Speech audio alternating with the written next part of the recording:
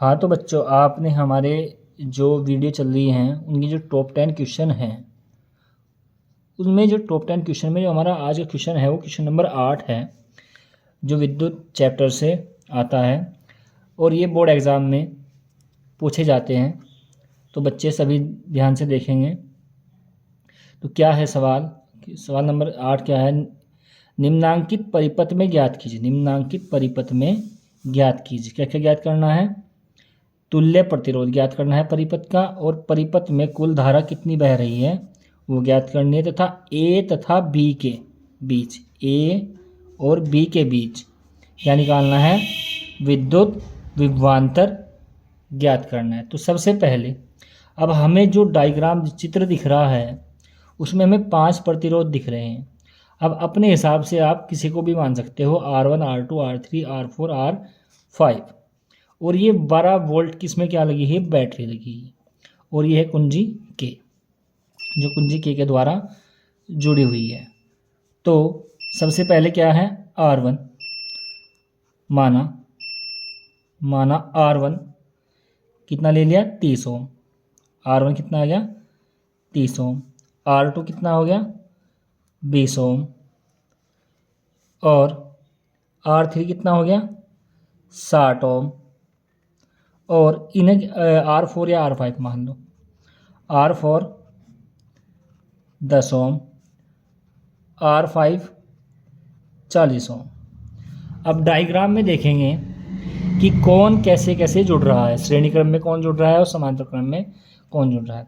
अब मैंने बताया था पिछली वीडियो में कि जो ऐसे जुड़ते हैं, आमने सामने जुड़ते हैं, तो ये तो है समांतर क्रम में। तो क्या है? 30, 20 और 60 क्या है? समांतर क्रम में जुड़े हैं।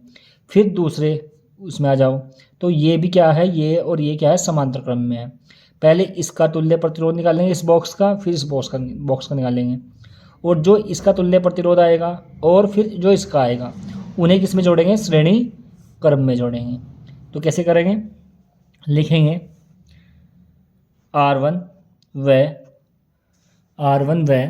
R2, R1 R2 R3 समांतर क्रम में जुड़े हैं। समांतर क्रम में जुड़े हैं। जब समांतर क्रम में जुड़े हैं तो फॉर्मूला क्या होता है? 1/R डैश मान लिया मैंने इनका तुल्य प्रतिरोध। इस बॉक्स का तुल्य प्रतिरोध क्या मान लिया मैंने? पूरे का R डैश। तो 1/R1, 1/R2 और 1/R3। तो वैल्यू रखेंगे, ये समांतर क्रम में जोड़ रहे हैं मैंने। 1/30 प्लस 1/20 प्लस 1/60। अब इन तीनों का एलसीएम कितना होगा? 60, क्योंकि 60 30 से भी डिवाइड हो जाएगा, 20 से भी और 60 से भी। तो यहाँ मल्टीप्लाई किससे होगी? 2 से। यहाँ किससे होगी? 3 से। और यहाँ किससे होगी? 1 से। तो कितना होगा? 5 और 1 6, 6/60। 6 कम 6 और 6 काटने कितना आ जाएगा? 10। तो किसकी वैल्यू आई? 1/R डैश की वैल्यू आई है। ठीक है, 1/R डैश की। तो R डैश की वैल्यू क्या होगी? R डैश की वैल्यू कितना? 10 ओम होगी। ये उल्टा कर दिया तो ये भी उल्टा होगा। ठीक है। उसके बाद अब चित्र में जो दिखाया गया है ये वाला बॉक्स, ये भी 10 ओम और 40 ओम के प्रतिरोध कहाँ में जुड़े हैं? समांतर क्रम में जुड़े हैं। तो ये क्या है? R4 माना हमने से, और एक को माना हमने R5। तो कैसे लिखेंगे? क्योंकि R4 व R5 श्रेणी यानी समांतर क्रम में जुड़े हैं। तो इस बॉक्स का, ये वाला बॉक्स है, इस बॉक्स का जो तुल्य प्रतिरोध है वो हमने क्या मान लिया है? यहाँ मानते हैं हम R डबल डैश। तो 1/R4, 1/R5। वैल्यू कितनी है? 1/R4 कितना है? यहाँ पे देखो,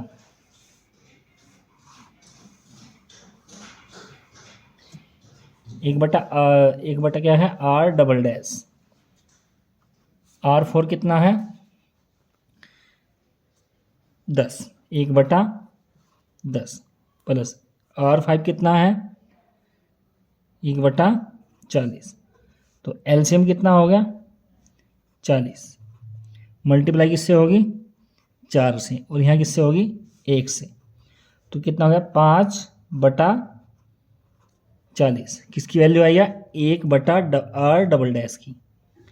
तो R डबल डैश की वैल्यू क्या होगी 40/5। तो 5 8 40। तो R डबल डैश की वैल्यू कितनी आ गई 8 ओम। कितना 8 ओम। अब जो इसका तुल्य प्रतिरोध आया है वो कितना आया था 10, ये आया है 10, ये आया 10, ठीक है। उसके बाद और जो इस बॉक्स का प्रतिरोध आया है वो कितना है 8। तो इसे और इसे किस में जोड़ेंगे हम श्रेणी क्रम में। तो क्या लिखेंगे, क्योंकि R डैश व R डबल डैश श्रेणी क्रम में जुड़े हैं तो परिपथ का क्या तुल्य प्रतिरोध वो हमने मान लिया है R।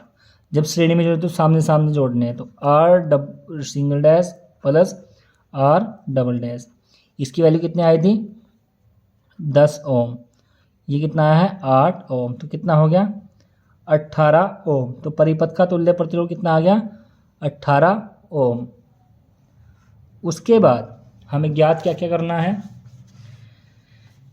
अब तुल्य प्रतिरोध तो हमने ज्ञात कर लिया। अब परिपथ में कुल धारा ज्ञात करनी है। हमें पता है R की वैल्यू हमने निकाल ली, कितनी आई है पूरे परिपथ की 18 ओम आई है, ठीक है। उसके बाद हमें पता है कि विभवांतर कितना है बैटरी का 12 वोल्ट।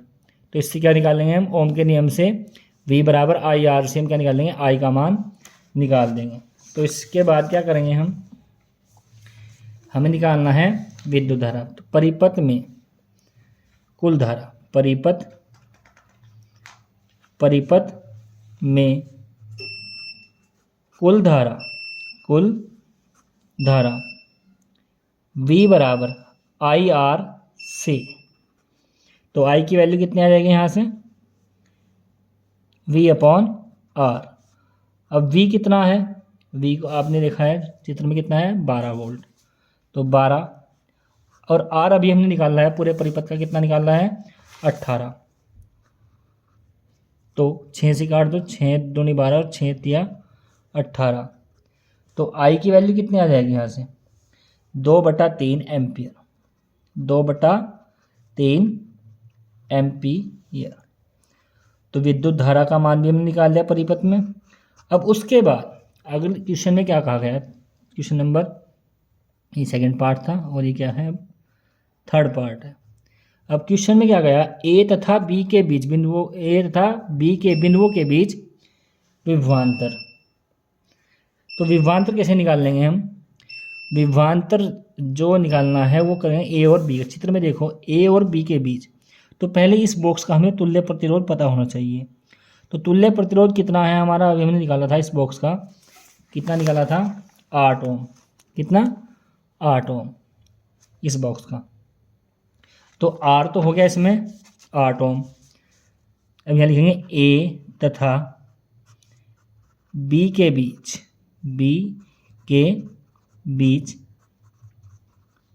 विभवांतर। अब विभवांतर क्या होता है V और फॉर्मूला क्या होता है IR। अब I की वैल्यू तो हमने अभी निकाल ली है, क्या है 2/3 और R लेना है A और B के बीच का तुल्य प्रतिरोध, कितना था 8। तो 8 आ गया। तो कितना आया 8 दूनी 16, 16/3 वोल्ट आंसर। तो बच्चों ये हमारा क्वेश्चन हो गया, क्वेश्चन नंबर 8। उसके बाद हमारा जो क्वेश्चन नंबर है वो है 9। अब 9 क्वेश्चन है वो कैसे करेंगे हम, ध्यान से पढ़ो पहले सवाल को। संलग्न विद्युत परिपथ में ज्ञात कीजिए, ये विद्युत परिपथ है, इसमें ज्ञात करना है। पहला पार्ट है ए और बी के बीच तुल्य प्रतिरोध, ए और बी के बीच, ए इसका इतने पार्ट का तुल्य प्रतिरोध ज्ञात करना है, ठीक है। उसके बाद परिपथ में प्रवाहित धारा, इस परिपथ में विद्युत धारा कितनी प्रवाहित हो रही है, आई का मान भी निकालना है। उसके बाद थर्ड है ए व बी के बीच विभवांतर, ए व बी के बीच विभवांतर, हाँ तो क्या निकालना है, ए व बी के बीच विभवांतर, ये ए और बी के बीच विभवांतर। तो सबसे पहले क्या करेंगे हम, हमें ए और बी के बीच क्या निकालना है, पहले तुल्य प्रतिरोध, इस बॉक्स का, ये बॉक्स दिख रहा है आपको, इस बॉक्स का तुल्य प्रतिरोध निकालना है। तो ध्यान से देखो बच्चों, ये इसमें भी क्या है, 5 प्रतिरोध है, आप कुछ भी मान सकते हो। देखो ये 2 ओम और 2 ओम, ये भी 2 ओम, ये भी 2 ओम। तो ये 2 ओम और ये 2 ओम, ये किसमें है, श्रेणी क्रम में जुड़े हैं, किसमें, श्रेणी क्रम में। और ये 2 ओम और ये 2 ओम, ये भी किसमें जुड़े हैं, श्रेणी क्रम में जुड़े हैं। उसके बाद जो इनका जो प्रतिरोध आएगा और इनका आएगा, वो आएगा फिर किसमें, समांतर क्रम में। और उसके बाद अगर हमें परिपथ का निकालना हो, अगर पूरे परिपथ का तुल्य प्रतिरोध निकालना है, तो पहले क्या करना है, हम ये और ये श्रेणी क्रम में, ये और ये श्रेणी क्रम में, जो इसका आया है प्रतिरोध वो और ये समांतर क्रम में, और जो इसका टोटल आएगा उसके साथ फिर ये श्रेणी क्रम में। पर हमें ये नहीं करना है, क्वेश्चन में पूछा ही नहीं हमें। उसके बाद क्या करना है, 2 ओम, तो यहाँ क्या करते हैं हम, 4 प्रतिरोध मान लिए हमने, R1 R2 R3। आंसर कैसे करेंगे, R1 2 ओम, R2 भी क्या है 2 ओम, और R3 भी कितना है 2 ओम, और R4 भी कितना है 2। ये R1 हो गया, ये R2 हो गया, ये R3 हो गया, और ये R4 हो गया। तो कैसे लिखेंगे, क्योंकि R1 व R2 श्रेणी क्रम में जुड़े हैं, तो श्रेणी क्रम में जुड़े हैं, तो क्या करेंगे हम, इसका तुल्य प्रतिरोध कितना ले लिया, R डैश आ गया। उसके बाद R1 प्लस R2, तो R1 की वैल्यू 2 प्लस 2 में कितना आ गया 4 ओम, किसकी वैल्यू आई है, R डैश की। उसके बाद फिर 2 ओम, ये वाला 2 ओम और ये वाला 2 ओम, ये भी किसमें है, श्रेणी क्रम में। तो क्या लेंगे, चूँकि R3 व R4 श्रेणी क्रम में जुड़े हैं, तो यहाँ पे R डबल डैश मान लिया, R3 प्लस R4। जब श्रेणी में जुड़ता है तो ऐसे जोड़ते हैं, जब समांतर में जुड़ता है तो 1/, करके जोड़ते हैं। तो क्या हो गया, R3 वाले 2 प्लस 2 कितना आ गया, ये भी 4 ओम आ गया, ठीक है। उसके बाद अब ये 4 ओम और ये 4 ओम, मतलब इसका तुल्य प्रतिरोध और इसका तुल्य प्रतिरोध, ये किस में आएंगे, समांतर क्रम में। तो इसमें क्या लिखेंगे, चूँकि R डैश व R डबल डैश समांतर क्रम में जुड़े हैं, तो इसलिए तो A तथा B के बीच तुल्य प्रतिरोध, तो क्या होगा, समांतर क्रम में जुड़े, तो तुल्य प्रतिरोध हो गया 1/R, 1/R हो गया। उसके बाद इसे इधर लेते हैं, 1/R बराबर 1/R dash plus 1/R double dash. अब इसे इधर कर लेते हैं इसको, तो कितना है बच्चों, 1/R बराबर 1/R डैश, मतलब 4 है ये भी, और ये भी कितना है 4 है। तो एलसीएम कितना आ गया 4, और 1 + 1 कितना है 2/4, 1/R।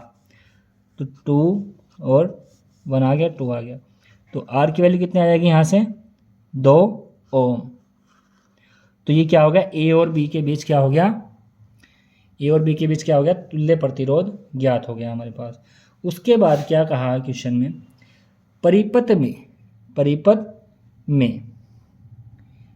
में प्रवाहित धारा, और प्रवाहित धारा ज्ञात पूरे परिपथ में प्रवाहित धारा ज्ञात करने के लिए हमें इस 3 ओम के प्रतिरोध को भी जोड़ना पड़ेगा। तो जो ये वाला जो हमारा तुल्य प्रतिरोध है, तो इसे इसके साथ किस में जोड़ेंगे? श्रेणी क्रम में जोड़ेंगे। तो चूंकि R ये वाला R 3 ओम के प्रतिरोध किसमें? श्रेणी क्रम में जुड़े हैं, तो परिपथ का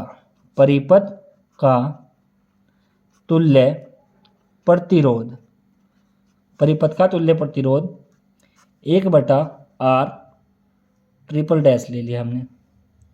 श्रेणी क्रम में है तो सूत्र कौन सा लगेगा? R ट्रिपल डैश बराबर R + 3 ओम। R की वैल्यू कितनी है? 2 ओम + 3, तो कितना आ गया? 5 ओम। तो परिपथ का जो तुल्य प्रतिरोध है वो कितना है? R ट्रिपल डैश 5 ओम। उसके बाद हमें क्या करना है? उसके बाद क्या करना है? परिपथ में प्रवाहित धारा ज्ञात करने के लिए अब हमने परिपथ का तुल्य प्रतिरोध तो निकाल लिया पूरा, और वोल्टेज कितनी रखी है हमें? 10 वोल्ट। तो फिर भी ओम के नियम से सेकंड पार्ट निकालना है। परिपथ में प्रवाहित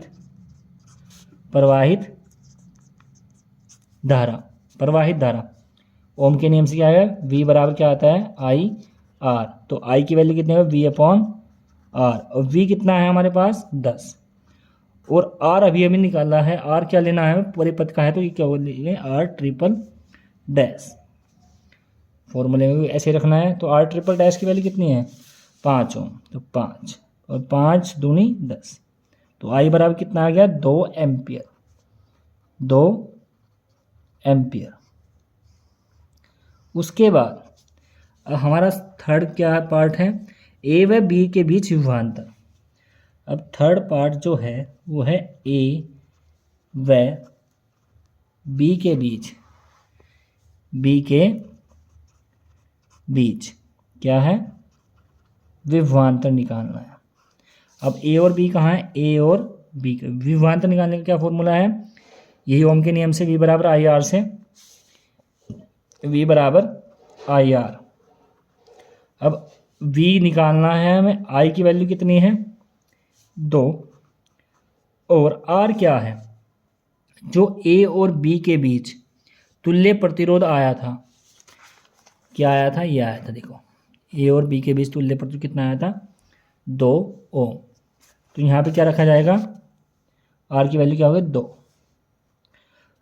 तो कितना जाएगा? 4। तो 4 वोल्ट। तो V का मान कितना आया? 4 वोल्ट। तो बच्चों ये हमारा क्वेश्चन कंप्लीट हो गया है। अब इसके बाद जो हमारा क्वेश्चन है, क्वेश्चन नंबर 10 आएगा, वो भी इम्पोर्टेंट है। हाँ तो बच्चों अगला हमारा जो क्वेश्चन है वो है क्वेश्चन नंबर 10। तो हमारा क्या क्वेश्चन है आज? क्वेश्चन नंबर 10 जो है 1000 वाट सामर्थ्य वाले एक विद्युत हीटर को 250 वोल्ट के विद्युत मेन से जोड़ा जाता है। गणना कीजिए। नंबर 1, हीटर में प्रवाहित धारा, मतलब I का मान हमें यहाँ ज्ञात करना है। नंबर 2, हीटर में तार का प्रतिरोध, मतलब R का मान ज्ञात करना है। उसके बाद नंबर 3, हीटर में प्रति मिनट उत्पन्न उसमें ऊर्जा वो ज्ञात करना है हमें H का मान। उसके बाद नंबर 4, हीटर को 2 घंटे उपयोग में लाने से किलोवाट घंटा में व्यय ऊर्जा, जो ऊर्जा खर्च हुई है वो भी किस में निकालनी है, हम किलोवाट घंटा में निकालनी है। ये उसकी यूनिट है, मतलब मात्रक है, इसमें हमें चेंज कितने निकालने हैं, निकाल के दिखानी है। ठीक है, ये हमें क्या करना है, ऊर्जा है तो W का मान ज्ञात करना है। तो सबसे पहले जो हमें दे रखा है मान वो हम लिख लेंगे। दिया है, क्या क्या दिया है, दिया है 1000 वाट सामर्थ्य। सामर्थ्य मतलब शक्ति, शक्ति क्या होता है, पावर, P से प्रदर्शित करते हैं। तो 1000 वाट, 1000 वाट। उसके बाद वाले एक विद्युत हीटर को 250 वोल्ट, वोल्ट मतलब विभवांतर, वोल्टेज, V का मान दिया 250 वोल्ट से जोड़ा जाता है। तो गणना करनी है किसकी, I निकालना है और R निकालना है और H निकालना है और W निकालना है। तो सबसे पहले क्या करेंगे, हम हीटर में प्रवाहित धारा निकाल लेंगे। सबसे पहले क्या है, हीटर में प्रवाहित धारा। तो बच्चों आपको फॉर्मूला याद रखना है, I बराबर P/V, P/V। तो P कितना है 1000, V कितना है 250, तो 0 से 0 कैंसिल और 25 चौका 100। तो I की वैल्यू कितनी आ गई, 4 एम्पियर, 4 एम्पियर। उसके बाद सेकंड जो नंबर है वो क्या है, हीटर में तार का प्रतिरोध, हीटर में तार का प्रतिरोध। सेकंड नंबर है हीटर में तार का प्रतिरोध मतलब R ज्ञात करना है। ये बच्चे ये भी आपको फॉर्मूले याद रखने हैं, बिना फॉर्मूले के आप क्वेश्चन नहीं कर पाओगे। तो क्या है, R बराबर V²/P, V²/P। अब V की वैल्यू कितनी है 250, तो 250 दो बार है तो दो बार लिखेंगे 250 और बटा P कितना है 1000। अब मल्टीप्लाई करेंगे 250 की, तो कितना आएगा 2500, 25 125 हो जाएगा और कितना आ जाएगा बटा 1000। 2 0 से 2 0 कैंसिल और जब डिवाइड करेंगे 10 से तो कितना आएगा 62.5 ओम, 5 ओम। किसकी वैल्यू आ गई, R की। उसके बाद अब हमें क्या ज्ञात करना है, हमें ज्ञात करना है नंबर 3, हीटर में प्रति मिनट उसमें ऊर्जा, हीटर में प्रति मिनट उसमें ऊर्जा। तो ये कैसे लिखेंगे, हीटर में नंबर तीन क्या है, हीटर में प्रति मिनट उसमें ऊर्जा।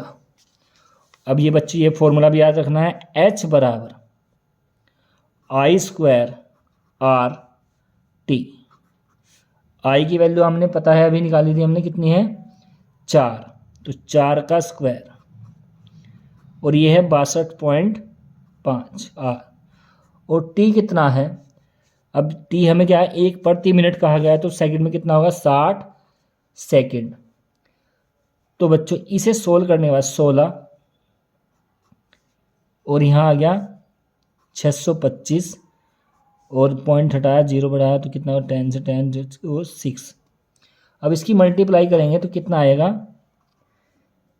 60,000 आएगा, कितना 60,000 जूल आएगा। तो बच्चों आप कर सकते हो मल्टीप्लाई।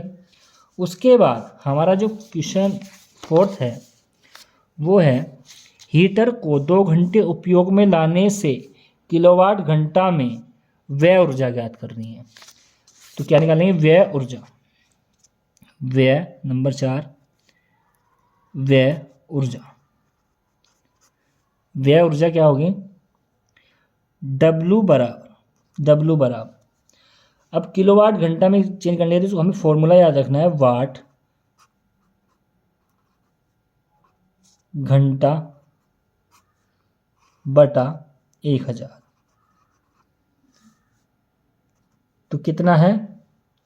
1000 वाट है पी का मान, और घंटा कितना है?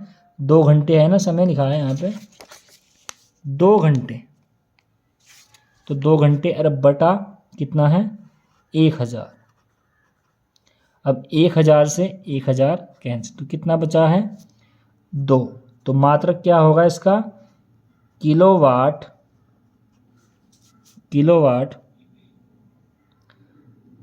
घंटा। ये ऊर्जा जो आई थी इसे किलोवाट घंटा में चेंज करने के लिए क्या ये किया हमने, तो कितनी आ गई? 2 किलोवाट घंटा ऊर्जा क्या होगी? व्यय होगी। मतलब 2 किलोवाट 1 घंटे में ऊर्जा क्या होगी? व्यय होगी। ठीक है बच्चों। उसके बाद हमारा जो हमारे जो क्वेश्चन हैं, आप बच्चों क्या हो वहाँ पर जो पेपर में आएगा तो मेथड तो यही आएंगे, मतलब इस टाइप के ही क्वेश्चन आएंगे। बस क्या होता है, संख्याएं चेंज आती है, बाकी ये बहुत ज़्यादा इंपॉर्टेंट क्वेश्चन है, मतलब जो अधिकतर बोर्ड एग्ज़ाम में पूछे जाते हैं। और ये क्वेश्चन हमें करने बहुत ज़रूरी हैं अगर हमें 70 में से 70, क्योंकि बच्चे क्या करते हैं, न्यूमेरिकलों को छोड़ देते हैं, केवल थ्योरी पे ध्यान देते हैं, तो उन बच्चों के नंबर अच्छे से नहीं आ पाते। तो आप क्या करना है, आपको न्यूमेरिकल और थ्योरी दोनों करनी है, और आप जितने भी इम्पोर्टेंट क्वेश्चन है वे तैयार कर लो, आपके अच्छे नंबर आ जाएंगे।